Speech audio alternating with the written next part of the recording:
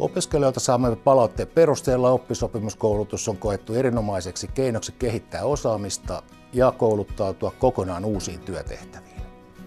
Käytännössä oppisopimus tarkoittaa sitä, että osaaminen osoitetaan työpaikalla aidoissa työtehtävissä. Oppisopimus laaditaan kiinkon, työnantajan ja opiskelijan välillä. Jokaisella on oma tärkeä roolinsa tässä. Kiinkon tehtävä on järjestää koulutus ja arvioida tutkinto.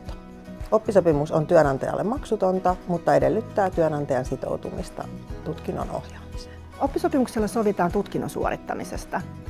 Opiskelija tekee päivittäisessä työssään tutkinnon edellyttämiä työtehtäviä ja samanaikaisesti osallistuu kiinkon tarjoamaan tutkintokoulutukseen. Oppisopimuksen tavoitteena on tutkinnon tai tutkinnon osan suorittaminen. Kiinko tekee oppisopimuksia johtamisen, isännöinnin, taloushallinnon sekä kiinteistövälityksen tutkintoihin. Oppisopimus tarjoaa opiskelijalle tilanteesta riippuen mahdollisuuden kouluttautua joko kokonaan uuteen ammattiin tai syventää osaamista nykyisissä työtehtävissä. Meillä Huoneistokeskuksessa oppisopimuspolku-koulutus pohjautuu hyvinkin selkeästi sen henkilön omaan motivaatioon ja siihen hetkeen, missä hän on. Ja tukena hän tietysti sitten saa myös myyntijohtajan, joka varmistaa, että asiat etenee sovitun kurssituksen, koulutuksen mukaisesti.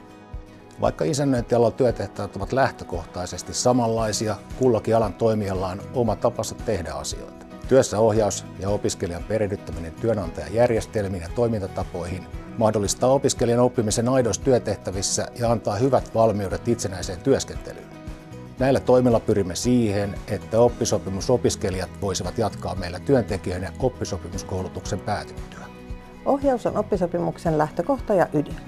Jos ala on työntekijälle täysin uusi, ohjausta tarvitaan toki hieman enemmän kuin henkilölle, joka on tehtävissä jo toiminut. Yhteistyömme Kiinkon kanssa on ollut mutkatonta ja saumatonta, koska jatkuva kouluttautuminen on kuitenkin iso, tärkeä rooli ja sitä haluan korostaa. Ja sitten siihen liittyy yhteistyökumppanit, esimerkiksi ammattitutkinnot tai sitten oppisopimuksen kautta, mitkä tuovat sinne erinomaisen lisäarvon opiskelevalle välittäjälle.